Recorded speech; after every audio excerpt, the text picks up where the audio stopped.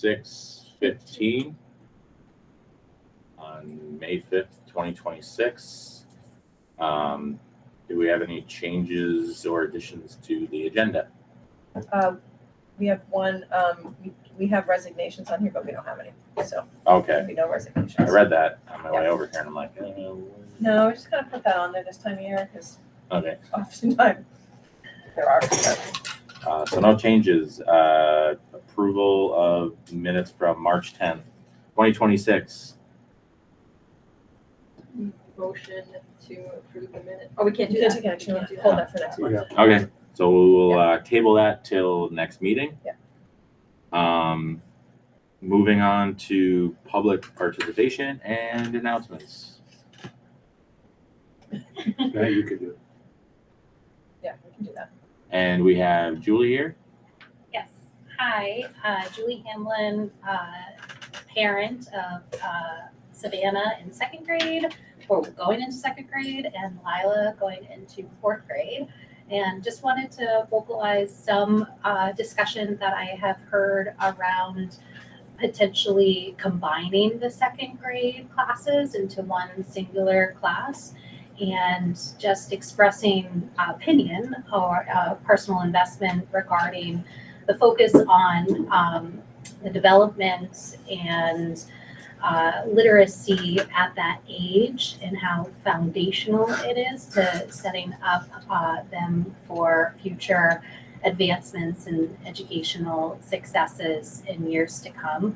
I just strongly feel that second grade is such a foundational year to get in front of any areas in which a child may be lagging, to provide some special attention. And with the class sizes that we currently have, I think their combined class is somewhere around 22 kids. So being able to have two separate classrooms with 11 each really is pretty ideal for that individualized attention to catch someone before they need any interventions. And if we're able to catch them early on and get them the support while they need, it would prevent maybe longer term, more costly interventions later on. And I just really am pretty passionate about these early ages and the difference that a smaller class size makes on them, and the greater impact. So just a parent trying to express that viewpoint. Frank, she's talking about the second grade. Yep. Switching to. I think it's in his report tonight. Yeah, Okay. do you want me to, probably better if I just do my report, because there's a number of components connected to that. Yeah, because my next question is like what we're planning on doing and what are the numbers that look like. Yep. All of that will be in my report. Okay. Anybody online? Public participation going once? Okay. Nobody there, just us. Administrative report. All right.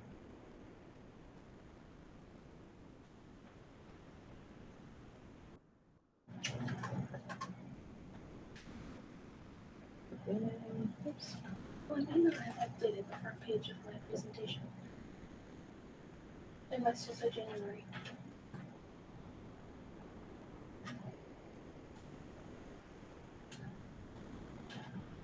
All right, Frank, you are up. All right. Next slide. Yep. We can start. All right, so first off, this is Teacher Appreciation Week.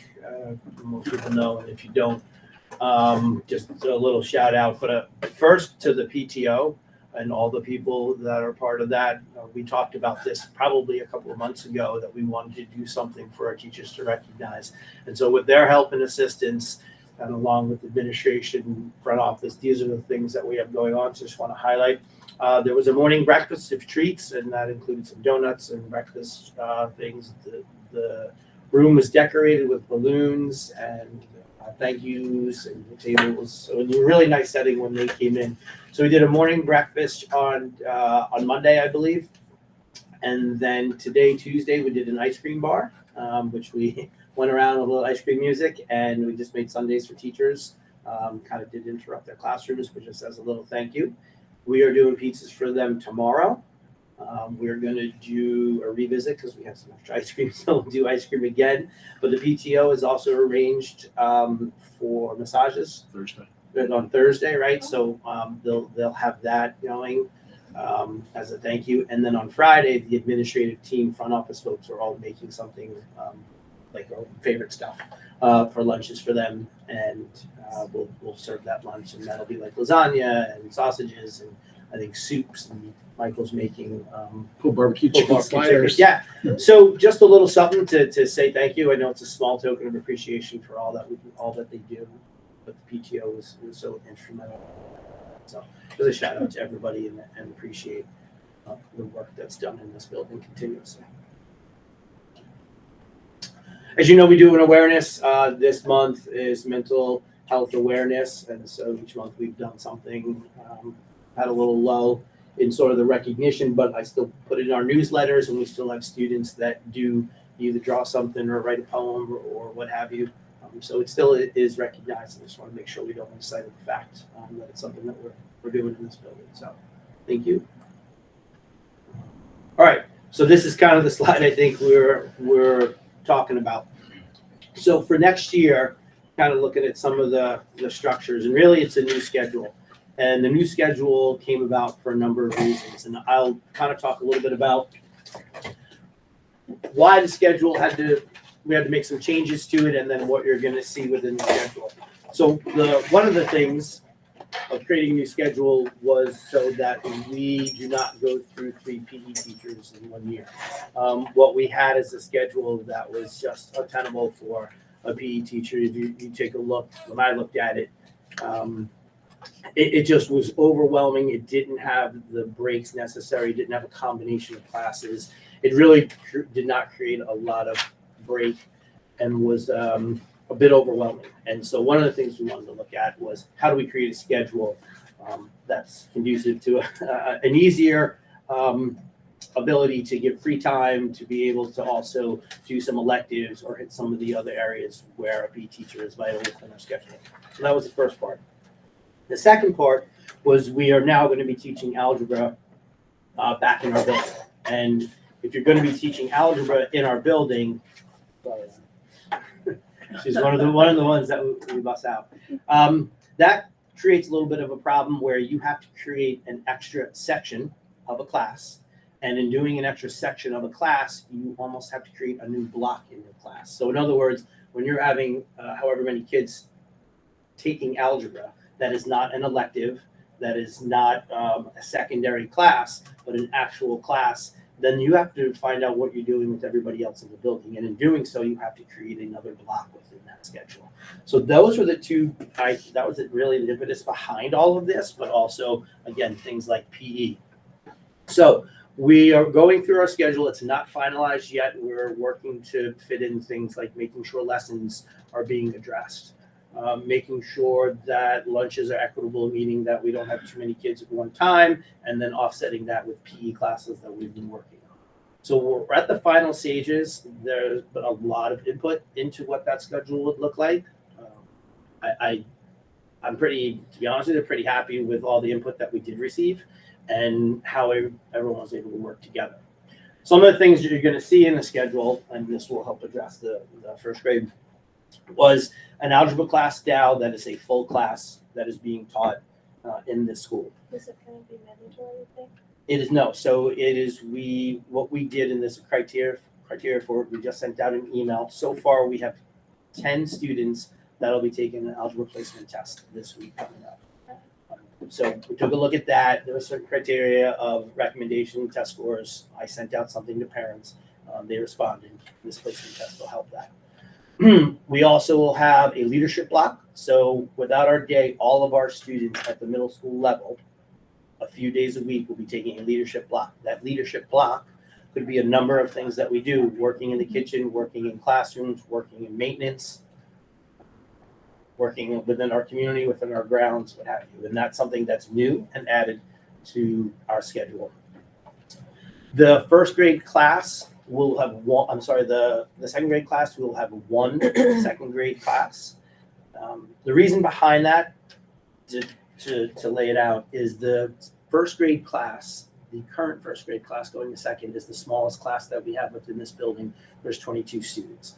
All other grades going through, the current second grade is 29 students, the current third grade is 28 students, and the current fourth grade is 31 with another addition coming in, and 2 possible within, I believe that 4 or 5, we're waiting to sort of, in review, if you will, waiting to see if they're gonna make it. So the numbers at the 4 and 5 have grown such that looking at the schedule that they had this year and what they will offer, it made sense to move one of the teachers that we had in this 22 group section up to the 4-5. And so now we will have 4 teachers at the 4-5 level for the 32 students, which will be entering in 5th grade, and the 28 students will be entering in 4th grade. Taking a look at the rest of the grades, kindergarten has 22 currently, 1st grade has 22. In speaking with folks and just going through what do we need to do, what it made sense was to have 2nd grade be combined into one class. We then took a look at our 2nd grade teachers to see who would move up to 3rd grade, because 3rd grade's going to have 29 students. Who's going to stay at 2nd and what that would look like. So overall, the reason behind creating that one, it really was taking a look within our schedule. And is it ideal? Absolutely not. If I had the teachers, the faculty and staff to do it, I would love to have 2, 2, and 2, all the way up, and then have 4 at the 4-5. When I came in, budget that I had and what had happened previous, I believe there was a retirement that was not filled, if I'm right, Christine. And we had a PE position that was also either taken away or whatever that looked like. And so I'm only so many fingers to kind of fill in the holes that we were having. And so what we looked at was the 2nd grade. And again, I don't disagree that that's not ideal, but I'm looking at my schedule trying to figure out where do I need to make this up? Does that mean that's going to continue each year? I couldn't say that. And I think we have to kind of look at the numbers each year, look at our budget and see where do we need to make adjustments. And so again, for next year, it made the most sense in 2nd grade. I also have full confidence in all our teachers in the building, but within elementary and specifically in 2nd grade, to be able, in speaking with this person, that they're excited actually to have the kiddos that they're going to have a little bit of a bigger class, because I think it's going to include some other interventions that we normally would not bring into a classroom. Can you So- elaborate on that? At the time, I don't want to elaborate too much because we're still working on the schedule, but what I would love to see is within the interventionists that we have within our building at the elementary, that as a, for instance, not as a definite, co-teaching always exists as a possibility when you're dealing with your interventionist. And so those are things that we're working on now. They're still doing class lists to take a look at the numbers. What are the needs? I haven't sat down with the special educators, case managers, and Jen Holst to go over that 2nd grade class coming in and how many paras will be needed, right? I know they're going to need that. But all of that is in the works. And again, I agree. It would not be what I ideally would want to do, but I had to do something to make sure that we kind of, as a whole, hit all the things that we need to do. Still being pretty new to the board, I don't know all of the structure and stuff. Can we discuss this? Can I speak up as a board member / parent, or do I have to wait until you're done with the whole admin report? I don't see, I think I should, And then decides. Yeah, I mean, I think we can have an open discussion about it, and then. I could finish or whatever you want. Right, about specifically the 2nd grade piece. Yeah. I'm curious, did you look at the possibility of a split 2-3? Because because that would get it down to 15, and we know the ideal number, like 15 to 17, is that sweet spot for K to 3. Where's the 22, potentially more? I know last summer 2 new kids came in over the summer, so now you're looking at 50% more than what would be ideal Yes. for a class size. So have you looked at the potential of a split 2-3? We have discussed that, and if the numbers start to increase, moving that between now and summer or the beginning, then yes, that is a next option, is to create a 2-3 classroom again, looking at class rosters and seeing. Is there a reason why, like, what made you all go with the very large 22, potentially more, second grade versus doing a 2-3, like from the get-go? Why is that not the option? The ability to have interventionists come in and work in a possible co-teaching model is what we wanted to try and keep the second grade as best we can together. And that's the decision why we did it that way. And again, if the numbers are going to grow, then we're going to have to look at splitting them into a 2-3 model. And I'm just super curious about the communication piece. Like, we just found out, because my husband and I had emailed you from the parent role a month ago, and he just happened yesterday to decide he wanted to follow up, and it was only yesterday afternoon that we did hear that this was going to be brought up today. And there's just, like, there's so many reasons that I'm sure I'm not teaching anyone anything new, but K-3 is just such an important time frame. And we all know that having the smaller classes in the earlier years is way more important.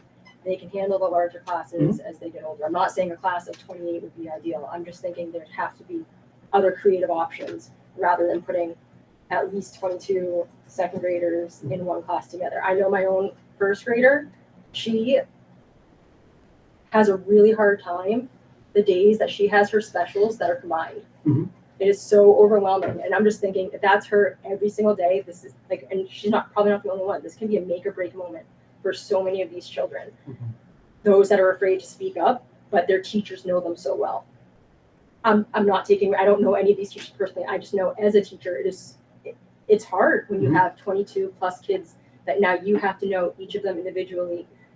The communication piece with family, building the bonds in the classroom. And I know this is a very sweet group, this group of 22 first graders. They are a special bunch. A lot of them have been together since 6 months old. I just have so many concerns about the disciplinary issues going up, taking away from instructional time for the rest of the class. It really, really concerns me. And I know you said it's going to be 1 year at a time, but I just am terrified that this is going to set the precedent that this cohort of children is going to, for the next 7 years, get the short end of the stick here. Because I'm saying I'm terrible at saying. So I would just really, I would personally like see other options. I know it's not ideal as part of the budget process. I get it. But what happens when those interventionists aren't available for the co-teaching? What if we can't fill para positions? I don't know. I want to be optimistic, but I'm worried. Frank, do you know, probably not offhand, what the averages are for those specific grades for statewide or even in the region? Statewide is 14.9 between 16.2. Vermont has one of the smallest classroom sizes. Nationally, it's anywhere between 19, let's say, 22, 23. With Act 73, some of that obviously may be changing moving forward, and we don't know, and I know that. But yeah, Vermont's one of the smallest. That's one of the gifts of being in Vermont, right, is having that. But what we're looking statewide, like I said, I believe it's 14.9 to 16.2 or something like that, with some of them being somewhere around 23, 24, no higher than 25, which we want to do that to kids anyway, or to a teacher. National average is a little bit higher. And how are things, how will you be communicating to families this summer if, hypothetically, if kids move in and you end up switching structure? We're going to have to, if we start to see the numbers start to swell, right, and I just got 6 kids coming in, or 5 kids coming in, most middle school, but I think one of them is at the 4 or 5 level, which the number, if they come in, will be at 60. So I'll have 60 kids at the 4 or 5 level, and you talk about discipline, and I understand that. One of the toughest discipline lifts this year has been at the 4 or 5 level, and I do think it's reflective of having 3 teachers, not having that 4th teacher, and having to rotate through some of those groups and not having consistency. I also have at the 4 or 5 level, which I'm sure I can say this, a teacher else. They approved it. Yeah, so I have a teacher on sabbatical. At the end of next year. Okay, right. I have another teacher that's actually going to be teaching that math class. So one of my 4 or 5 teachers is actually teaching that algebra class. So if I'm losing a teacher at the 4 or 5 level to sabbatical, we can't find subs. I couldn't find a sub for a PE. We're struggling to find long-term teachers. That 4 or 5 team is going to need an extra teacher. And so again, looking at developmentally, I understand that, but I also have to take into consideration I have 60 kids at 4 or 5 with one teacher that'll be gone for half a year, another teacher that's going to be teaching this algebra class. No, and I totally get that. That's why I was just asking about the split 2-3. Yeah. I don't know what Windsor does, but I know Weathersfield has at least one grade that's split. Yeah. Albert Bridge, that's their whole model. Historically, you guys have done that. I know they've done it here too. Yep, I've looked it up. Yeah. Yep, we did it. I It think was my class. yeah, I think you guys at the 4th or 5th grade level, you guys had a It split class. was. Because then you take 44 kids divided by 3. In essence, you would, depending on, you would just look at whole numbers where they are. And that's an option. In speaking with the team, one was excited to kind of have a group of all the same grade levels with the support of co-teaching.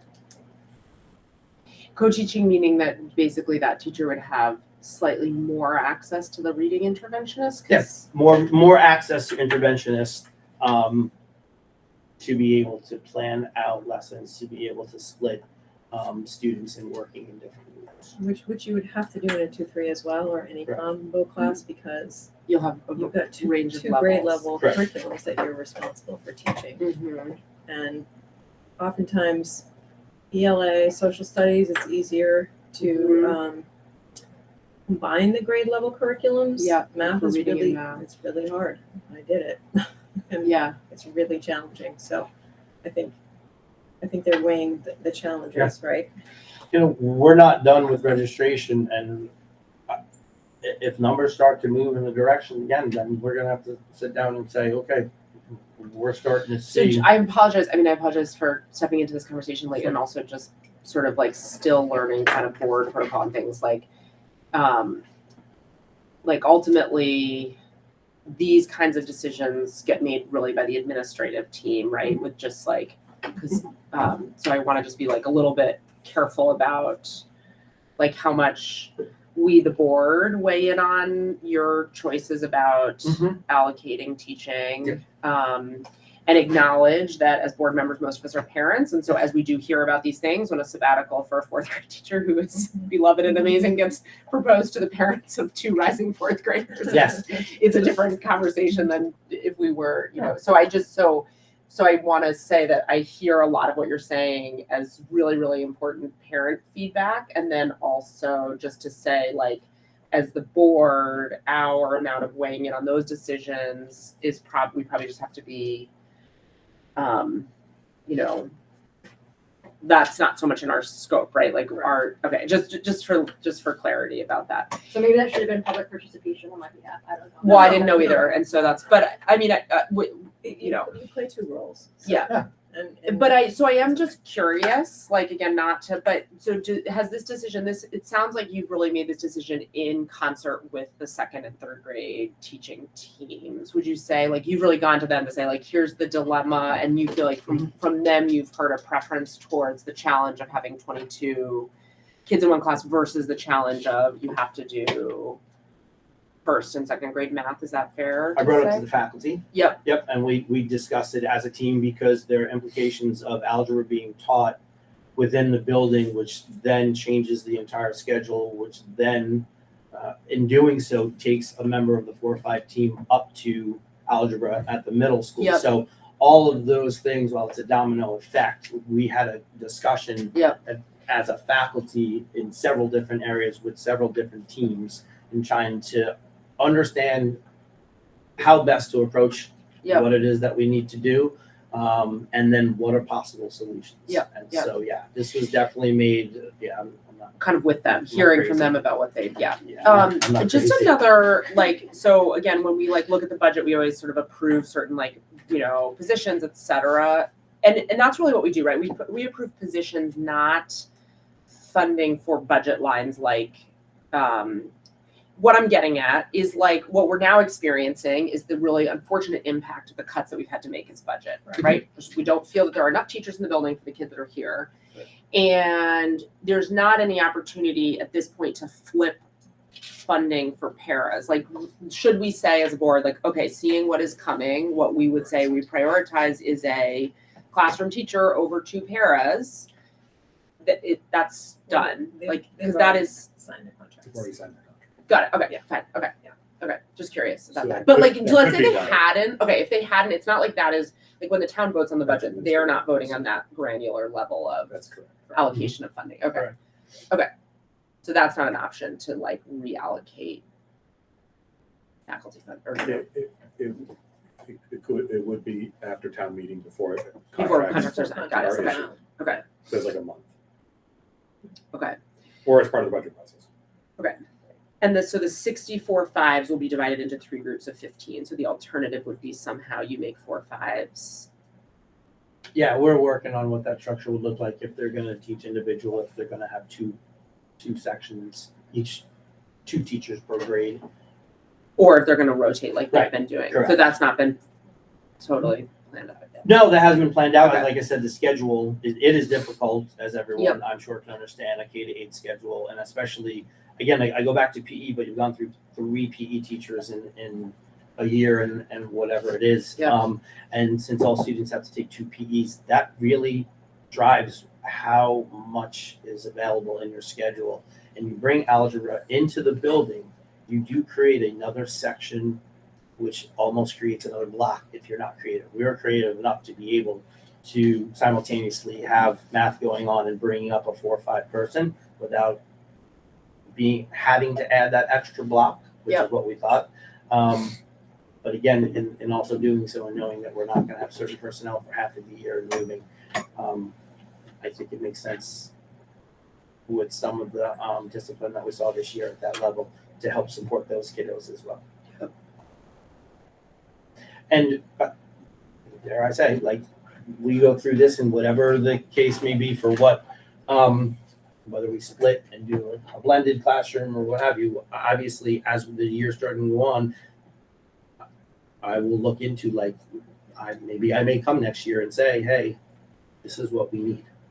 And whether it be the 2 We've got to versus 1. adjust. Yeah, we've Yeah, got to I adjust. mean, It didn't work. Algebra, the decision to teach algebra, whenever that occurred, and then all of this sort of was, Yeah, when did that occur? I thought there In was the fall. still okay Yeah. to bring it here to have it on campus with. Yeah. Okay. It started last year. Yeah, I remember talking about it. Yeah. Okay. Okay. Yeah, it's tough. it's not an easy decision at all. But I'm just kind of looking at it through the lens of for the entire building. How do I utilize the personnel that we have in the spaces that we Yeah. do? Yeah. I mean, the only thing I will say is there's now just parent, not. Yeah. There are almost no better educators in the building than those 2nd grade interventionists. So if you have to maximize your kids' time with them, you won't be unhappy about it. That was part of the equation. Yeah, right. They're just incredible. Yeah. Right. They're real stars. What and so- I will say too is that I am happy to sit back down with the 2nd and 3rd grade team, right, and go over numbers of where we are. I know again we're doing class rosters. And Would just see. there be any opportunity for engaging parents of those 2 grades in that discussion, or do you think that opens up too much potential for kind of groupthink and contentiousness? And Sent a survey. Yeah, I thought of it, to be honest, I thought about a survey of like, well, what we look at. I just don't.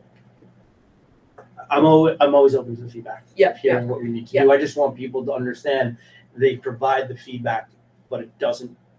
It's not the decision. It doesn't dictate the decision, right? What it'll be is that it goes into the equation of thought. And say, hey, and I don't have a problem with rethinking and relooking. I know we just looked at it from the angles of all things, how best to serve all students. Okay. And I appreciate everyone's opinion. I didn't know this was going to see you. I know. And Yeah, that was I- more. That was a lot Getting to my say in thoughts an ahead of email. time. No, that's Yeah. right. It was a lot to say in an email. Yeah. Can I add one comment? The public is allowed. Is I just also, I don't think I even mentioned this in my email, but one other thought that I think about for this cohort of children is they're also the pandemic children, right? They're the kids who had to go without so much during daycare that already put them behind the stage. And speaking as a parent, my little Savannah, she wants to know everything. She wants to be so confident. But the feedback I get in her first grade class is the teacher has to ask a second time, do you really understand it? And she doesn't. But her teacher knows that about her. In a large classroom, even with interventionalists, she only gets an interventionalist if they know that she needs it.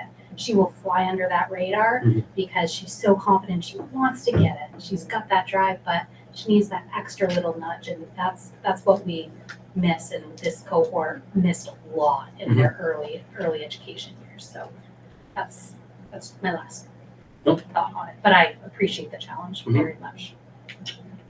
All right, I appreciate that. I'm gonna kind of just real quick so that people kind of know. PE, which I'll get to with new hires, but a couple other things just I want to highlight about this schedule is there's going to be a related arts block, which means there's going to be common planning time for teachers that they don't have right now. So when our kids all go to what their related arts electives, specials, what have you, that's created how we've worked that in the schedule to have common planning time, which that hasn't been offered before.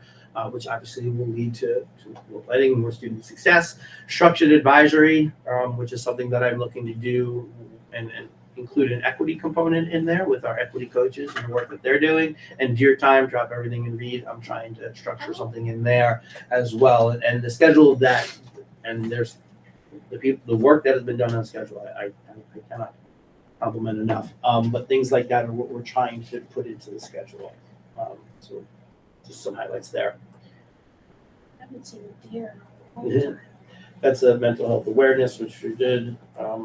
Other things I just want to highlight, right? There's an art show coming up. There was a middle school dance.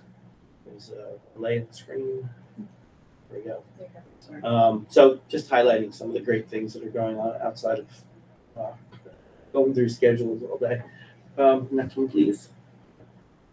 If you read the newsletter, which I know you folks do, kind of see all the things that are going on. Just want to highlight the work being done. The 8th graders, Alyssa's doing a phenomenal job with all that she's putting into. First grade team did a cleanup day. We had poetry for the 5th graders, which folks I think went to Hartland Art Show. Welcoming incoming class. We're excited about the kinders and having their registration and screening day. So just all of those highlights coming in as the end of the year. So close. And I did see some folks there. I just wanted to highlight that was my first in the springtime, and what a phenomenal show it was, and the amount of work that goes into that. It's definitely just worth noting for Mr. Foley and Ms. Bernstein. Hey, That's it. I'm up next. So I couldn't resist throwing in that picture of the kids. That was like right when they came back from break, and they were so happy to be back in school and to be engaged in learning. So that is one of our goal areas, student success and engagement. That's a kindergarten classroom, and I happened to be in there a bit ago and watched the teacher masterfully use the curriculum program that we are required to use, but make it fun and hands-on. So I wanted to share that as well. We have phenomenal teachers throughout the building, but kindergarten is particularly, I would say, challenging with the curriculum that we have to implement, and doing it in a really creative and fun way, and they do a really good job of that. So keeps kids engaged. This is just a picture of Karina Brown, our SEI, who really does, our SEIs really do help shape the culture in this building, because they are proactively and reactively at times, but they focus on proactively working with students to keep them, to build a relationship, to help them stay regulated, to meet their needs. So they definitely help shape the culture. And there's an art elective, which I think giving students as much choice as we can also helps create a really positive school environment. So always working on those two areas. I'm not going to go into all the legislative updates that I did at the SU board meeting last week because most of you were there. But I did want to point out that H949, the yield bill, S220 has been embedded in the yield bill, which is a slick move in the legislature. So Senate Finance did that. They incorporated the language into the yield bill before voting it out of committee. It moved to House Ways and Means. They've been taking testimony on the bill last week and this week. And if you don't know, the proposed change is to change the excess spending threshold down to 112%. And what that means for Hartland and the rest of the SU is on my next slide. So we would have to reduce in Hartland $1.5 million if that passes. To avoid excess spending. Yes. Yes. Which Yes. if we're at 18 now and we're hitting it and they go to 12, wouldn't that essentially mean that 6% times 2, so we can almost guarantee our budget's at least going to go up 12% next year, even if we do absolutely nothing? I'll leave that to the math.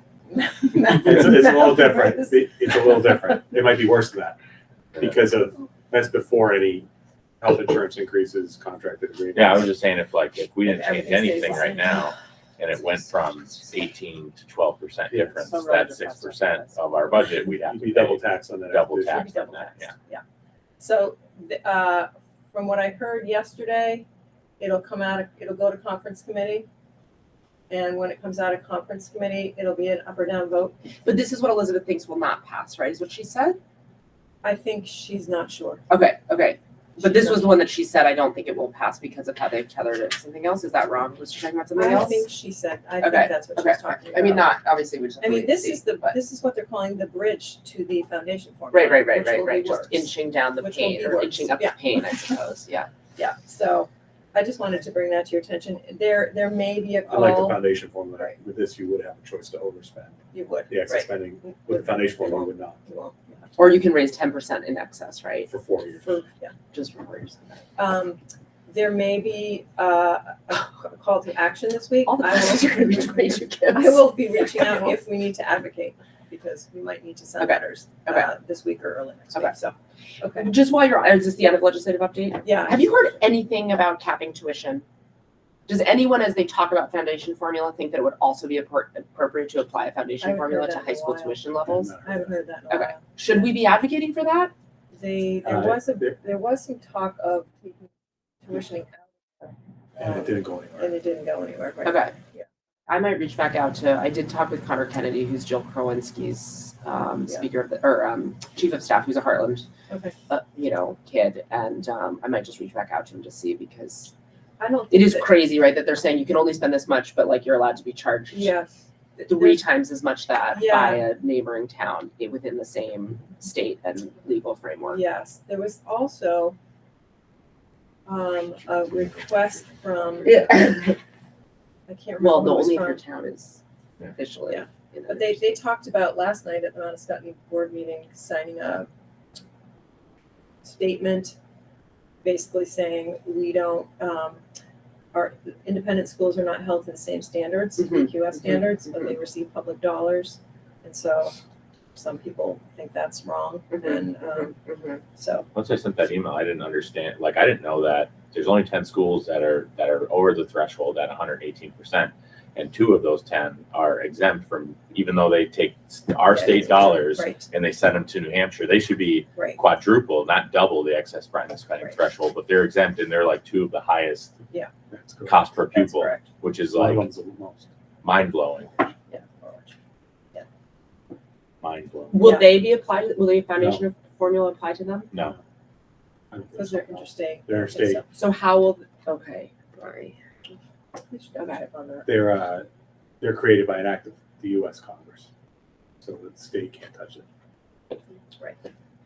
So Vermont will just give them whatever they say they want for budgets? Like they still will just do their budget process in the same way? I believe so. It will still be part of the foundation formula, but I don't know how they're gonna make up the difference. Okay, I see. So then There's no way they can. they'll have to raise above and beyond, okay. Yes. And the threshold does not apply to them, which. Okay. I know the threshold didn't. I just Yeah. assumed that the foundation formula would. I don't think so. We should look at that. We can look that up, but my understanding, just like with Act 46, they're exempt. Uh-huh. Okay, just a couple quick other things. VTCAP we finished, woohoo! We'll get the results to you when we get them. So the students will start STAR and DIBELS assessment in a couple weeks, between May 12th and 22nd. Yeah, I know, woohoo, right? From one assessment to the next. And then we have finals. Yeah, and then your finals. Summer WIN is underway. We met yesterday. We have a good plan. We have a good sense of how many students we're gonna have and how many staff we need to run that program. And then just to remind you, graduation is the 10th at 4. What's the Hannah? last day of school with the snow days? Is it the 15th or the 12th? Still waiting to hear. Okay. So I didn't miss anything. I You keep didn't looking miss at all the anything. No, we're newsletters. waiting for the secretary. Okay. Hannah, you typically the board chair says Okay. a few words. Okay, If you can, if you can't, you can't. Okay. It's fine. is that a Wednesday? The 10th is a Wednesday. Okay. I believe so. Okay. Okay, Larry's gonna do a quarterly update and then he's going to present, So I'm right into this. you go right after this, what the board asked in terms of the meeting last month, what it would look Yeah, like to. yeah. Thank you.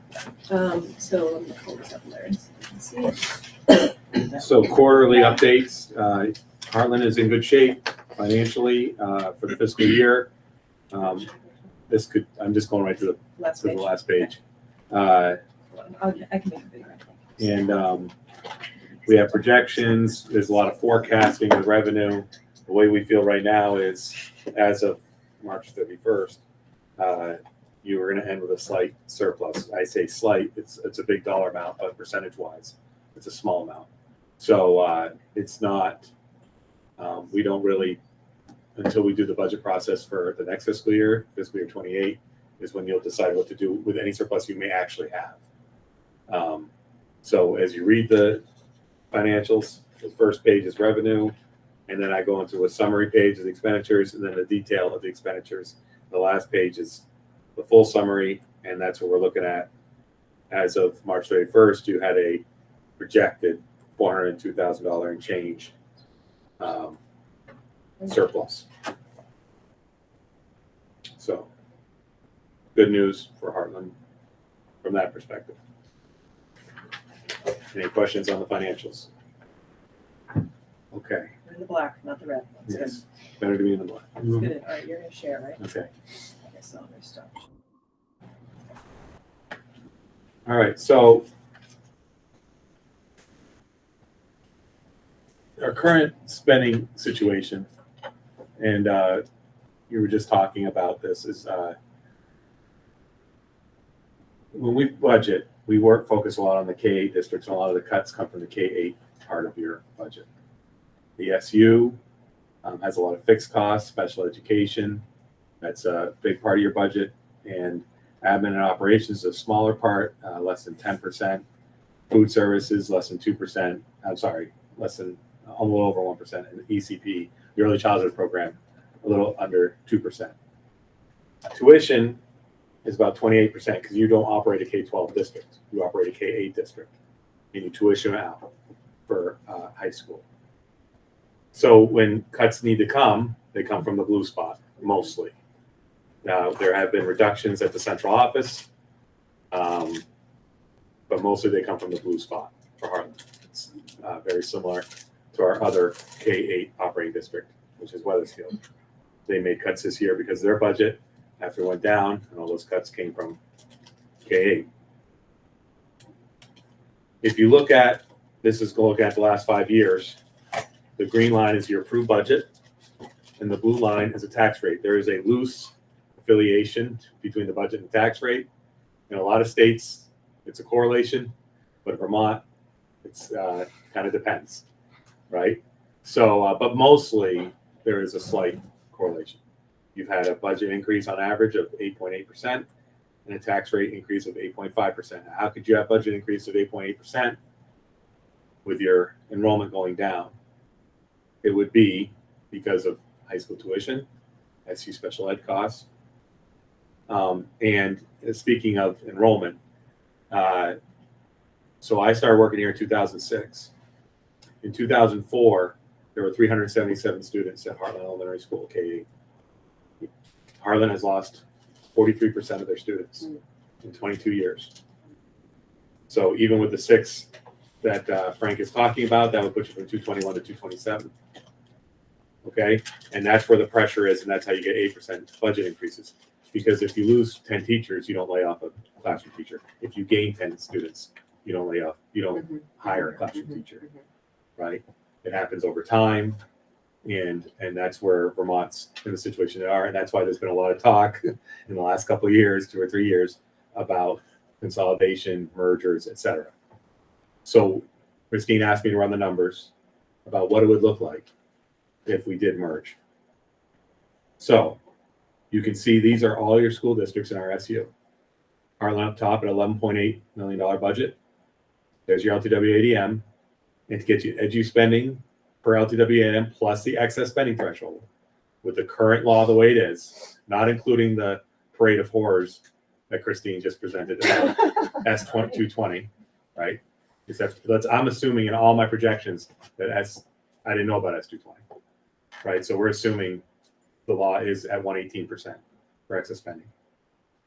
What you do is you take your expenses, you divide it by your LTW-ADM, which is your student count, weighted, and that's how you come up with a number.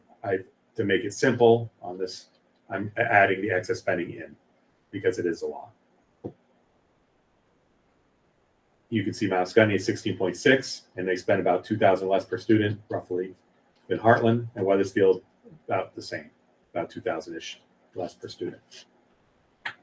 If you merge the district, you'll notice that it's significantly less per student. It goes down to 15,264. Why is that? You're under the excess spending threshold with 16,470. So you don't have to worry about that. And then also your LTW-ADM, the other side of the fraction, is bigger. So when you divide something by a greater number, it's a smaller number. Now, the numbers that you may notice, the green does not add up to 38.2 million. If I added up Hartland, Mount Scotty, and Wethersfield's budget, it would add up to 38.2 million. Where did the other $5.5 million go? That's tuition. Wethersfield and Hartland paid tuition. That $5.5 million wouldn't need to be spent anymore. It would go into the district. It'd be a K-12 operating district. Just like how Windsor does not pay Windsor itself tuition, and West Windsor does not pay tuition anymore to Windsor, Hartland would no longer pay tuition to any other high school, and Wethersfield would not pay any other tuition to any other high school. But if you add, 1,100, I mean, if you were to merge Wethersfield and Hartland with Mount Scotty, and obviously we can't decide about Wethersfield, Yeah. right? So you're more than doubling the long-term weighted average, but you don't account for the increased needs that in the high school, right? So I think that's the one piece that I'm going to get to that. Got it. Okay, fine. Sorry. Okay, sorry. I'm Okay. going to get to that. I knew you would, Larry. Silly me for questioning you. So what would that look like on your tax rates? So I have to do some projections. Yeah. So for the no merger scenario, I'm assuming the next 10 years, I'd be like the last 10 years. Mhm. And that's how I came up with the red. How I came up with the blue is I took everybody's previous 10 years and averaged it all together. I took Hartland, Mount Scotty, Wethersfield, averaged all the tax rate increases before the CLA together. And that's what we came up with. This does not assume the excess spending threshold going from 118 to 112. If that were to happen, that red line would be much higher and the blue line would be much lower comparative to the red line. But would be higher, but a little bit higher because we're still No, above. because you're under the We threshold. will be under the threshold. Okay. So that's what it would look like. Now, what would it also look like if the new board decided, the new merged board said, I want to put an extra $1 million into the education spending. That's the blue line. The red is still the no merger line. The green would, if the new board said, we want to add 4 more high school teachers, we want to add that second grade teacher at Hartland that they lost, that Frank would like 2 at every grade level K through 5, that would be the green line. So if you reinvested $2 million additional dollars into your K-12, that's now yours, That would be the green line. Your taxes, you still would not pay the same tax rate next year if we were to merge July 1, 2027, which I have to pick a baseline. You would not pay that tax rate until fiscal year 33. That's assuming you put 2 million extra. So you could, for example, we talked to Jim Taft at Windsor. If all the students, if something happened statewide and all the students that currently are tuitioned out had to come to Windsor High School July 1, he could take them all. There's no space issue. So from a buildings and grounds, there's no issue. Sorry, what's his role? Sorry. He's the director of facilities? buildings and grounds. Got it. Okay, thank you. So there would be no building issue. Okay, He might have to buy some furniture. okay. And then Kate said she would need 4 teachers. So just to meet the Act 73 class size minimums, she would have to hire 4 teachers for the additional, because remember Weathersfield's situation, most of their students already go to Windsor High School, What percentage of Weathersfield goes to Windsor? 43%. Most of they're the biggest plurality of students Got go And to what do they pay for tuition to Windsor right now? 22,000. Got it. Okay. Okay, so that is assuming the new board got together and they said, this is a lot of savings in our taxes, we're doing really well by our taxpayers. We want to reinvest $2 million because we need to hire 4 extra teachers.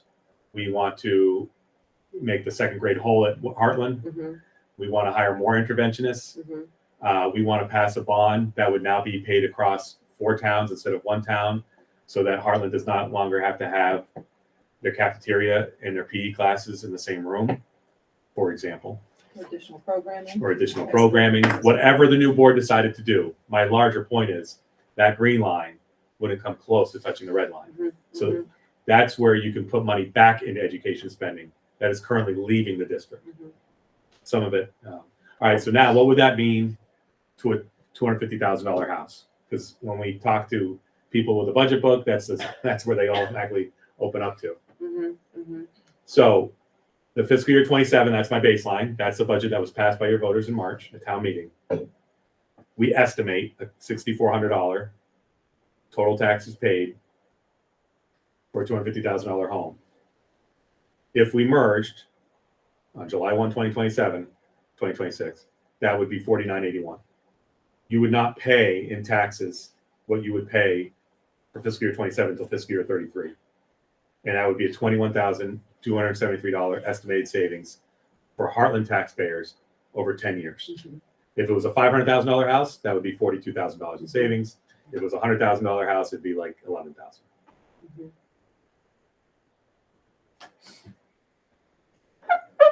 And that's my presentation. Thank you so much.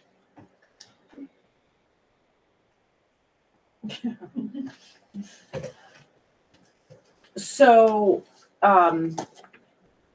this is really interesting. This is really helpful. I think this is obviously something being asked by a lot of people in town. I think, yeah, I mean, I think we need to really give this consideration. Is Weathersfield asking the same questions right now? Like, is this Some individuals. Starting to. Yep. So I will share my report next week in Weathersfield that this was shared here tonight. We're Yep. happy to bring it to Yep. Weathersfield for Yep. their consideration. So yeah, people are talking about it. It's high school choice on the line, right? Some people really feel strongly about choice, but the state's going to do something. So I think it would behoove us to start talking to our communities about this. And another way to think about it is, and I've talked to, what I said to a Weathersfield board member, was you're not losing choice, you're gaining a high school. Yeah. You would be a K-12 district. Right. What, just speaking like numbers wise, I know majority of our tuitioning kids go to Hartford. Mhm. How does that work if, like, say, we get the town's input, they're like, if we have to pick high school, we already send majority of our kids to Hartford, but we're already part of the Windsor Southeast Supervisory Union. Like, how do we go, like, how does that then happen if we're already part? Do we like break from our agreement to be part of this? Can we break from that agreement? We need approval from them State to board. say, State board, I'm sure the state board would have to approve it. because then you'd be going outside your SU. Right. So the state board would have to approve something. And then also remember the savings, this is going to get a little complicated. The savings for Hartland might not be as obvious or large if they were to join Hartford, because you're paying Hartford tuition. They would lose that revenue. Do you see what I'm saying? Yeah. So Weathersfield situation, they would see a savings too. I run the numbers for whether, and all the numbers are public and it's on everything I shared tonight. If you click on the link at the last slide, Oh, it'll great. show all Thank you. the numbers.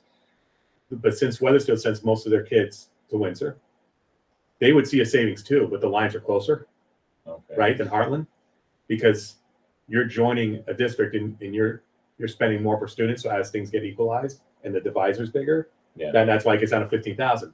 Now in Hartford's case, they would lose that revenue. They would lose the revenue and the students. They would gain the students but lose the revenue, but you would pay. So it's you're not going to see the savings as The there would still lost, be a the lost savings. revenue from Heartland Yes, tuition would might get offset the handed savings. back to Heartland as There property you go. taxes to rejoin the district of Hartford. Yes. Whereas in the Mount Scottney case, that wouldn't happen. Essentially, what you would be doing is saving the tuition revenue. Mount Scottney would be losing revenue. You'd be part of Mount Scottney, but it's a much larger number of students. So let me just ask you something really direct, and I'm going to be like pretty transparent here. I think that when this conversation gets brought up in families in Heartland, that there are probably 3 categories of things that get tapped into. Logistical life, right? There are a lot of parents that drive to the Upper Valley, and dropping their kid at Hartford is easier than going into Windsor. Yep.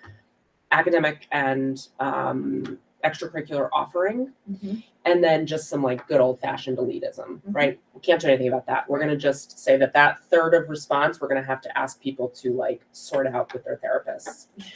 But if we talk about, and we can't really do anything about the logistics either, because we're going to have to say, sorry, you live in Heartland, Yeah. and this is where the schools are, and you, sorry. And we do bus. We do bus. But if we talk about offerings, that might be a slightly more legitimate concern that families might raise that would be really helpful to be able to talk with them about.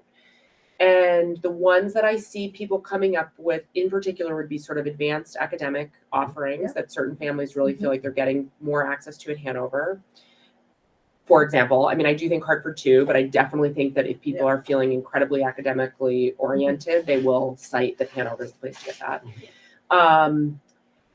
I don't get the sense that sports comes up as much. I think there are some people that feel already attached to athletics, but feel like they could do that. I suppose like hockey is one, right? That's not, but kids can always play sports if it's not offered at We their have school. hockey They players can at play. Windsor too. Yes. Windsor offers a program through Windsor itself. They offer a program. They bus kids to Hartford To play hockey, Hartford. right? So there's Play some Hartford sports you can sports. always play. So I would also say promoting what Windsor offers because they offer the tech center to Hartford. They You can offer take the bus there to They Yeah. bus the kids everywhere to Hartford if you want to go through Hartford. do that stuff. AP classes comes up. It's come up at Windsor. I believe Kate is, they're going to offer one next year. The staff made a conscious decision to offer, I call them Running Start. They're early college classes, so they have teachers that can teach and the kids get college credits for those courses that they take. Dual Um, enrollment. Yeah, Dual dual enrollment. enrollment, thanks, Emily. So they opted for that because you pass, you get the credit, and an AP course, you don't necessarily, you have to pass it and the school has to accept it, so. Yep. But Kate, the principal there, has heard. That's So, because I think that will they're come up exploring. with families as Yeah. we sort of talk about this. For sure. I would Yeah. say 2 things about that. So one would be the 1 million or 2 million. I'm just picking round numbers. Yeah. That could be reinvested Exactly. into the education spending. Right. However, that's reinvested, high school versus K-8 or whatever the new board would decide to do. So that could solve some of the academic concerns. The other thing would, as far as opportunity is, from an extracurricular perspective, if you go to a smaller high school, Windsor would still be, even if all the students in the SU went to Windsor High School, it'd still be a relatively small high school, relatively. And you would have more opportunity to do more things outside of athletics. So for example, if 50, 60 kids come out for basketball versus 25, and you don't have cuts at Windsor High School, every kid makes a basketball team. They may not get minutes, but they get to make the basketball team. you can, if there's 5 chairs of flute for the band and you're the 7th best flute player, Mhm, you mhm, can't make the band. mhm, But in Windsor, you could make the band. mhm. So I think that when we think about smaller high schools, that comes up a lot. Yeah. I hear is that there's students who come from Cornish, Hartland, Weathersfield, who choose Windsor particularly because they have those They feel like it'll opportunities. give them access. They have access to other things that they wouldn't have at a bigger high school because they may get cut. Mhm. They may be, again, they don't have 10 chairs for flute or for trombone or whatever. So, I feel like the nice thing Drama. about Windsor too is if you merge, they can make the sports teams. You might get enough kids that want to play like volleyball, so they don't have to be transferred to Hartford. They can just make their own volleyball team. exactly. Great, thank you. I don't know how much you guys want to talk about it now, or we can, I mean, I think, ultimately my impression is that this is, from having read the statutes, but I think we should look at it again. This is something that is stated would be decided by the district. It would be decided by the board on behalf of the district, I think is the language. But as I said previously, I feel like if this was something, this would be really important. that Yeah, this be- I did reach out to legal counsel on it. Yeah. Hannah, and he said, I asked if, to make a decision, I'm sorry, let me just read it. If the board has the authority under the law to make a decision to merge their district with, the Mount Scottney School District without a vote of the community. So I think that's what you asked last time, Right. right? I mean, I don't want to do that. No, I just no, I wanted know. to know what the law And said. he said, he was away, but the short answer is no. There was a process under statute that requires a vote by the people. Okay. Yeah. And from Act 46, my understanding, and I don't want to, I'm not an attorney, I'm not playing one on TV, but I don't know if Mount Scottney would have to take a vote to accept Hartland, Mhm, but Hartland may have to take a vote to join Right. Mount Scottney. Right. What came up in Act 46 also is that, for example, because they looked at a bunch of merger scenarios with Act 46, voting wise. When I say voting, I mean by the board. So currently you all have 3 members on the SU board, mhm. right? So you're equally represented. Whereas if you were to join Hartford, would they give you equal representation? Probably not, right? I don't know. They wouldn't under Act 46, you know? And then same thing with Woodstock. If they got 7 towns and you're 1 town out of 8 Mhm. versus 1 out of 4, Either one. you'd get smaller amount of votes. Mhm. So the SU has been very magnanimous. The SU board, I don't mean one particular town, Mhm. in that they offer equal. I don't know of another SU around that has equal representation for each Yeah. town By town. by town. Yeah. By town. I mean, I'll just if it's okay, I'll just kind of I've obviously thought about this a lot in the last couple of years. I, in general, am very skeptical of this idea that consolidation is going to suddenly save Vermonters a lot of money. Right. I think we have lots of case studies of that in other places, and we all can imagine the ways that costs start to increase as you get bigger and bigger districts. That being said, I do worry a lot that Hartland is gouging its elementary school to maintain school choice. We're seeing it now, right? We're seeing it.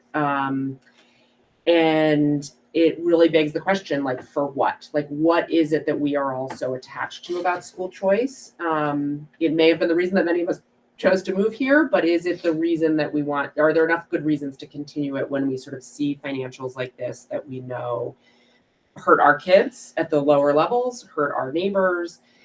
And when you sort of, in my mind, thinking about consolidation on a more local level does not feel as misaligned as sort of creating these big, larger districts, which, to your point, decrease representation, increase transport time, increase sort of a sense of distance and lack of community in the way that actually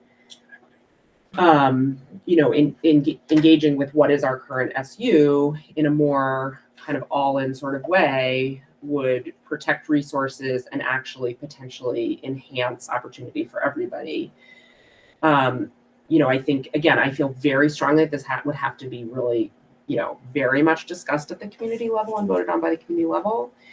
But that just in sort of having thought about this a lot, it does seem, we're sort of at a moment of education in Vermont where we're staying so attached to school choices. I worry that it's the wrong choice for Hartland. So it does make me want to kind of continue this conversation. I would be incredibly interested in talking with the Wethersfield board. It's part of why I'm very excited about this sort of SU board, because to be honest with you, I think if part of this was, there is something to be said for kind of power in numbers and sort of peer pressure. That's not the word I want to use, but the sort of magnetism of, right? So sort of saying like, hey, look, it's really the whole SU coming together to commit to this strategy of fiscal and educational responsibility.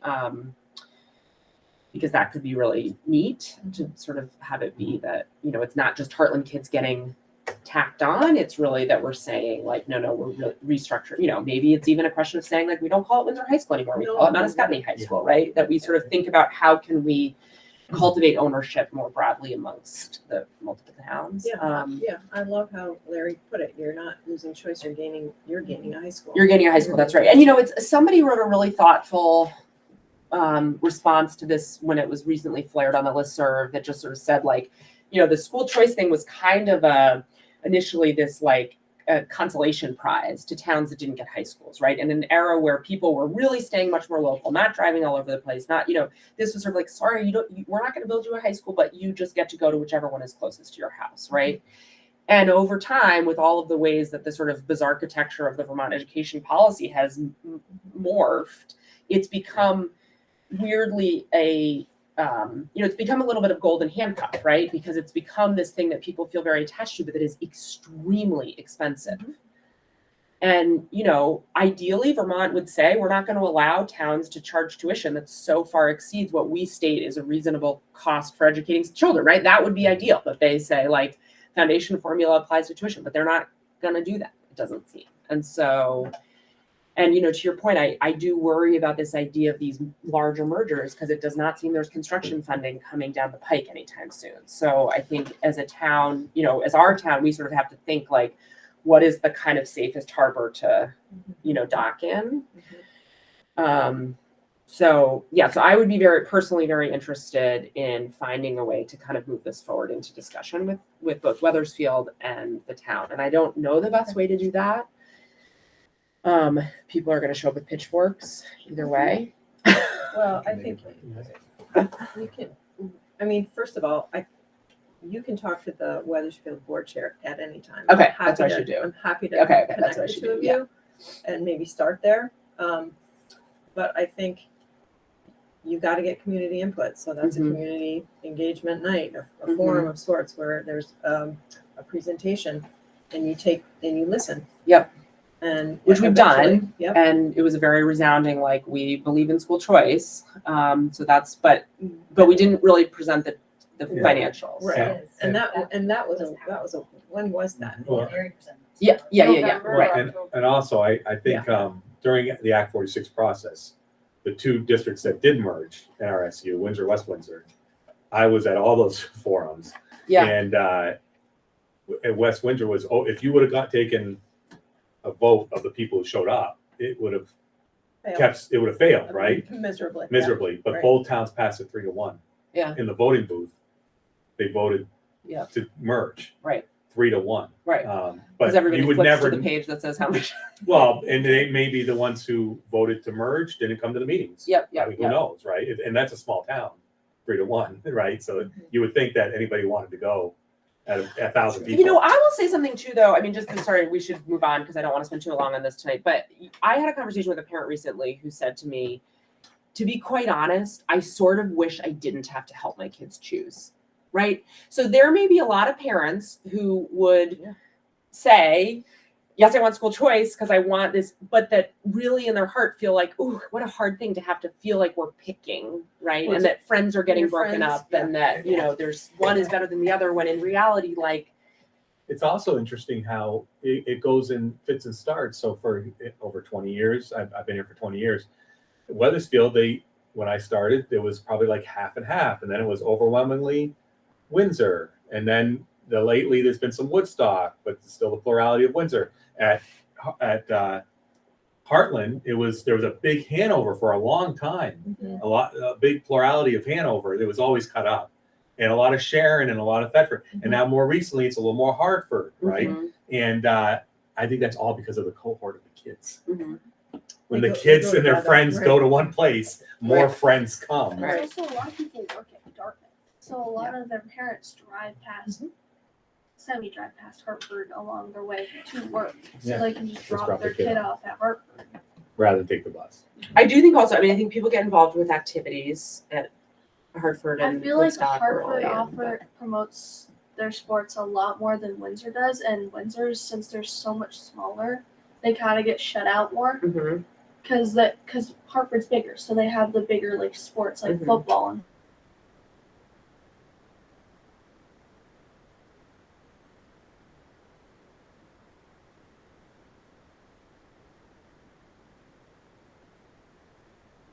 Part of- Agenda. Yeah, Yeah. I think so, because I think Make a plan. we should keep thinking about how we sort of continue this conversation. My last thing, I just said, maybe I'm stealing this from like a Vermont Public article that I read about the mergers and voting on it up in the Northeast Kingdom. But my only concern with like, doing this ahead of everybody else and being one of the first schools to do it is if, the state decides that there's all these other options like that, we might miss out on something because we've already decided that like, oh no, this is what we're doing.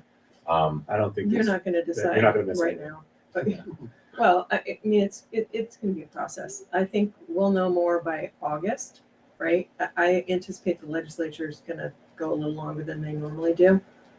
And in the House bill, correct me if I'm wrong, the House bill has incentives for mergers. It does. So that would make the green line, or the Right. blue line in my presentation. I mean, Ryan, I totally agree with you. I've had the same thought, right? Because there is something like incredibly appealing about this like mega regional high school, right? Yeah. That is like Hartford, Woodstock. But it's real. I do feel like it's really hard to swallow these costs, these tuition costs year after year while we wait for the state to provide Something this very, very, very hypothetical underfunded. And if they go to that, Ryan, it's gonna swallow up Windsor. anything you do. Right. If there's a anyway. big regional high school, it would be Windsor, Woodstock, Hartford, right? Yes. That would be No matter like, if you're merged or not, right? Yeah, you're gonna. Yeah. At that So, point. I don't, no, but your point is that like say Hartland merges with Windsor and then in 5 years, there's a mega high school. suddenly they're like, hey, actually we found like $12 million to build $120 million. Okay, sorry. $120 million to build a building, or like here we're gonna turn the Windsor prison into a high Right, school. right. Your point is that Windsor High School, now including Weathersfield, Hartland, potentially Yes. just goes into that. Yes. It's Yes. We're only losing on Hanover, basically, right. if that happens. By And Right. there is public high school choice. There is, So- there's still, currently, there is public high school choice, so percentage of your students. The new Yeah. board, That's right. could decide to set a percentage and then a cap a Kids who number It's can, 10%. of the student, 10%. like a lottery. Yeah. Like a lottery, if there were that many, Yeah. that they would be a lottery. If there weren't that many, then you wouldn't need a lottery.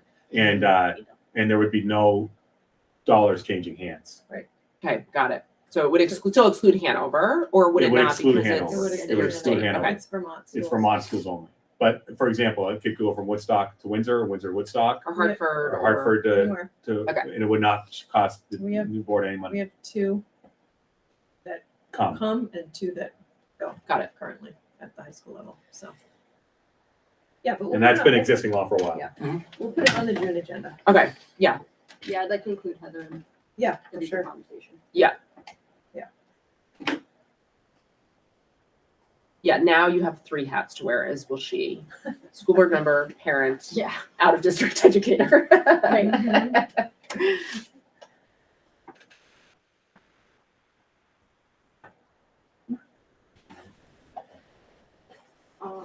We did not go on minutes because. Okay, I'm so sorry. Yeah. Go back, I don't know how far we have to go back. Yes.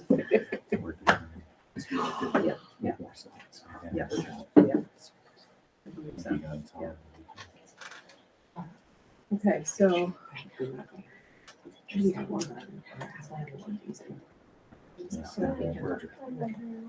Discussion, questions. Merger question, merger Oh, discussion. we didn't have one. I didn't even know. God.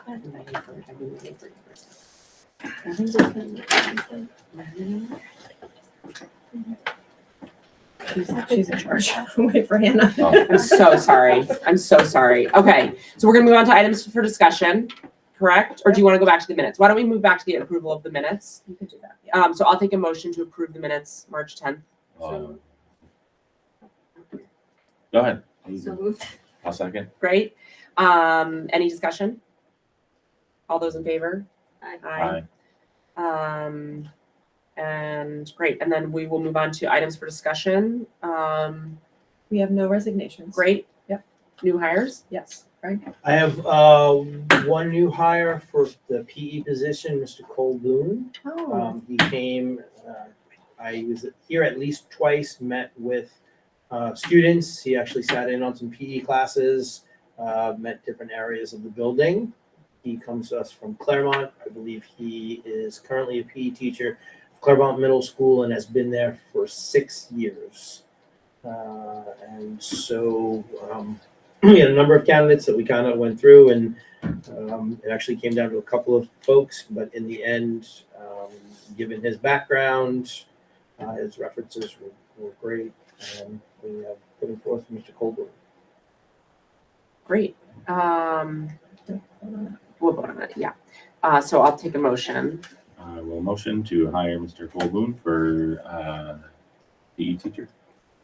And any discussion? All those in favor? Aye. Aye. All those opposed? You guys have it. yay. And then we'll set the next agenda. Yep, So so June June 3rd, 3rd. and it'll be a regular meeting. So we'll do our the administrative report, and we'll have our student growth report ready. So we'll have your data to share with you, and items for discussion. We will discuss merger discussion. Okay. And if anything else comes up, Hannah, just Okay. text me. Sounds great. All right. Do the results from that, what is it, the LMA survey get shared? MRA? MRA. They sorry. do. Yeah. Yep. Yeah, we we should have closed by- this we week. should We have closed by this then. Friday. Yeah. I think we did another send out So to the families. parents Mhm. I hit up the students And the kids again do it at school. as well, and then Yeah. some teachers. So yeah, I think we closed this Friday. So we can, if those are ready, we can bring those to that. Oh, next meeting's my last one. Oh, Yeah. celebrate We gotta do a little Emily. something. All right. I will take a motion to adjourn. Take a motion to adjourn. Are you giving it? Or I'm giving a motion to adjourn. Second. All those in favor? Aye. All right. We are adjourned at 7:32. Did I say June 2nd? It's June 3rd. It's June 2nd, sorry. Second. June Got it. 2nd. Okay. Well, we'll know it's a Tuesday. Okay.